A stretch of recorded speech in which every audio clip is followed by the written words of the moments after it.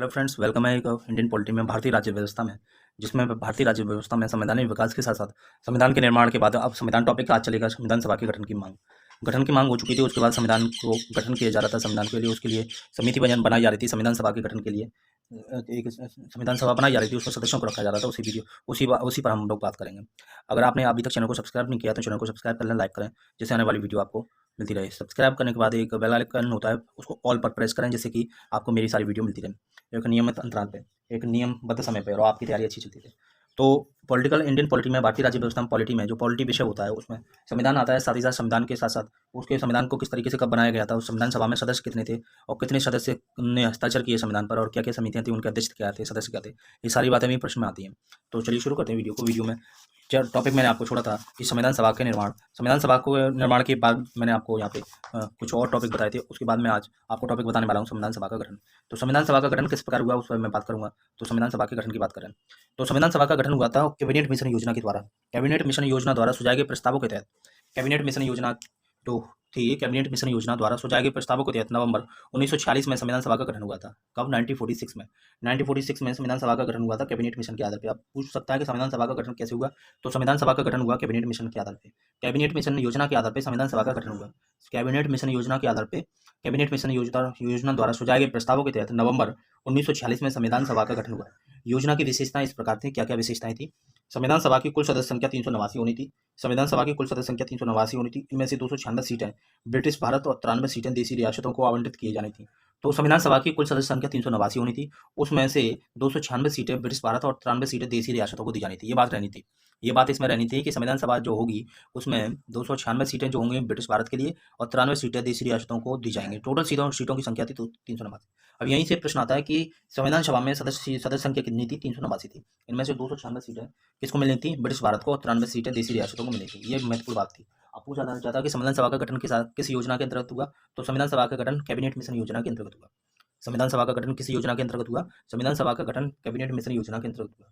ये पूछा जाता है कि प्रस्ताव कब पारित हुआ। तो नवंबर 1946 को संविधान सभा का गठन हुआ। कब प्रस्ताव पारित हुआ? नवंबर में हुआ। गठन कब हुआ? नवंबर 1946 में गठन हुआ संविधान सभा का। योजना में क्या क्या बातें रखी गई थी कैबिनेट मिशन योजना में? कि 389 सीटें होंगी। पूछ लेता है कि 389 सीट थी, 390 सीट थी, 396 सीट थी, 350 सीट थी। तो 389 सीट थी। 389 सीट में पूछ लेगा कि कितनी सीटें ब्रिटिश भारत के अंतर्गत थी। तो 296 सीटें ब्रिटिश भारत के अंतर्गत थी। कितनी सीटें जो थी देशी रियासतों के अंतर्गत थी? तो 96 सीटें देशी रियासतों के अंतर्गत थी। ये महत्वपूर्ण 3-4 बातें।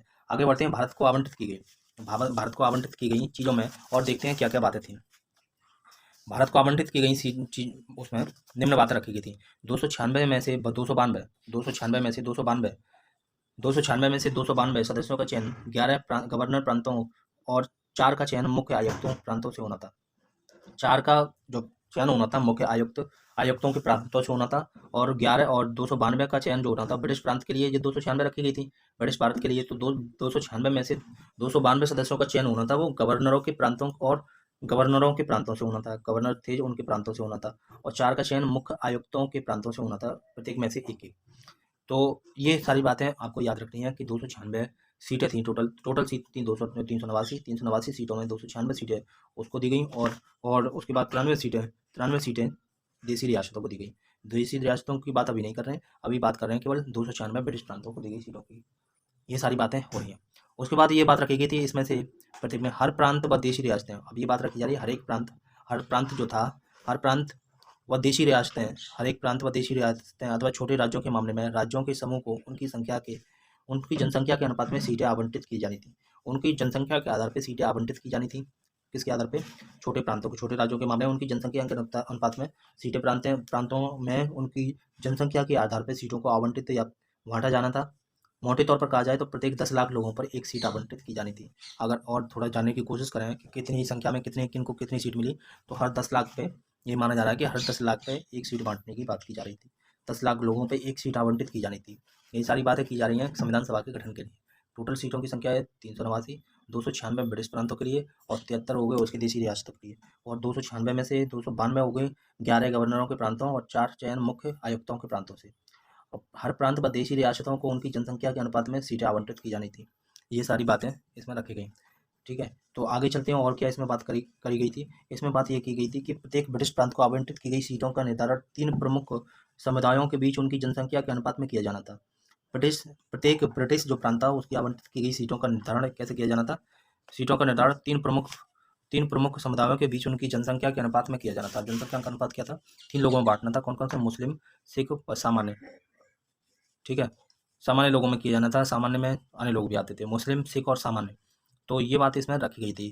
तो प्रत्येक ब्रिटिश प्रांत को आवंटित की गई सीटों का निर्धारण 3 प्रमुख समुदायों के बीच उनकी जनसंख्या के अनुपात में किया जाना था। ये 3 समुदाय थे, मुस्लिम, सिख और सामान्य। ठीक है, ये निर्धारण किया जाना था। प्रत्येक समुदाय के प्रतिनिधियों का चुनाव प्रांतीय असेंबली प्रत्येक समुदाय के प्रतिनिधियों का चुनाव प्रांतीय असेंबली प्रत्येक समुदाय के प्रतिनिधियों का चुनाव प्रत्येक समुदाय के प्रतिनिधियों का चुनाव प्रांतीय असेंबली में उस समुदाय के सदस्यों द्वारा किया जाना था। एकल संक्रमणीय मत के माध्यम से अनुपातिक प्रतिनिधित्व के तरीके से किया जाना था। देशी रियासतों के प्रतिनिधियों का चयन रियासतों के प्रमुख द्वारा किया जाना था। यह स्पष्ट था कि संविधान सभा आंशिक रूप से चुनी हुई और आंशिक रूप से नामांकित निकाय थी। यह स्पष्ट था कि संविधान सभा जो थी वह आधी चुनी गई थी, आधी आंशिक रूप से नामांकित निकाय थी। इसके अलावा सदस्यों का चयन अप्रत्यक्ष रूप से प्रांतीय व्यवस्थापिका के सदस्यों द्वारा किया जाना था। अप्रत्यक्ष रूप से सदस्यों ने जाने थे और प्रांतीय व्यवस्थापिका के सदस्यों द्वारा किया जाना था, जिनका चुनाव एक सीमित मताधिकार के आधार पर किया गया था। जिसका चुनाव। तो ये सारी बातें संविधान सभा के लिए चुनाव जुलाई अगस्त 1946 में हुआ। ब्रिटिश भारत के लिए आवंटित 296 सीटें हेतु इस चुनाव में भारतीय राष्ट्रीय कांग्रेस को 208 मिली। अब 296 सीटें जो रखी गई थी उसमें 296 में कितनी सीटें भारतीय कांग्रेस को मिली? तो 208 सीट मिली। मुस्लिम लीग को मिली 73 तथा छोटे व स्वतंत्र समूह सदस्यों को 15 सीटें मिली। ठीक है, तो मुस्लिम लीग को 73 मिली और कांग्रेस को 208 मिली। हालांकि देशी रियासतों को आवंटित की गई 93 सीटें भर नहीं पाई क्योंकि उन्होंने खुद को संविधान सभा से अलग कर लिया। तो देशी रियासतों को आवंटित 93 सीटें नहीं भर पाई क्योंकि उन्होंने खुद को संविधान सभा से अलग कर लिया। ये सारी बातें इसमें रखी गई। उसके बाद यद्यपि संविधान सभा का चुनाव भारत के वयस्क मतदाताओं द्वारा प्रत्यक्ष रूप से नहीं हुआ, तथापि इसमें प्रत्येक समुदाय इसमें ये कह रहे हैं कि नहीं हुआ, लेकिन फिर भी इसमें प्रत्येक समुदाय आ गया। जैसे कि समुदाय की बात इसमें की जा रही है, प्रत्येक समुदाय इसमें आ गया। कौन कौन से समुदाय आ गए ये देखते हैं। प्रत्येक समुदाय आ गया और वो समुदाय कौन कौन सा था इस पर हम देख रहे हैं। मुस्लिम आ गए, सिख आ गए, पारसी आ गए। ठीक है, मुस्लिम आ गए, सिख आ गए, पारसी आ गए, और कौन आ गए? और ये आ गए, ईसाई आ गए, अनुसूचित जाति आ गई, अनुसूचित जनजाति के प्रतिनिधियों को जगह मिली। इनमें महिलाएं भी शामिल थीं। महात्मा गांधी के अपवाद को छोड़ दें तो सभा में उस समय भारत की सबसे बड़ी हस्तियां शामिल थी। तो भारत के बाबा साहब जैसे बड़ी हस्तियां, जवाहरलाल नेहरू बड़ी हस्तियां, सरदार पटेल बड़ी हस्तियां, है ना, और राजेंद्र प्रसाद बड़ी हस्तियां। ये सारे लोग उस समय संविधान सभा में शामिल थे। न केवल मुस्लिम, सिख, पारसी बल्कि ईसाई भी शामिल थे, है ना, सारे लोग इसमें शामिल थे।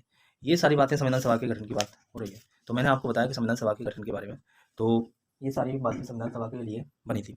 इनसे संबंधित प्रश्न आते हैं, 100% प्रश्न आते हैं। इसको वीडियो को एक बार 2 बार देखें, उसके बाद क्वेश्चन को सॉल्व करने की कोशिश करें। सारे प्रश्न इसमें मिल जाएंगे। ये वीडियो आपको कैसा लगा ये कमेंट करें और चैनल को सब्सक्राइब करें, लाइक करें, जिससे आने वाली वीडियो आपको मिलती रहे। धन्यवाद, नमस्कार। नेक्स्ट वीडियो में मिलते हैं, बाय।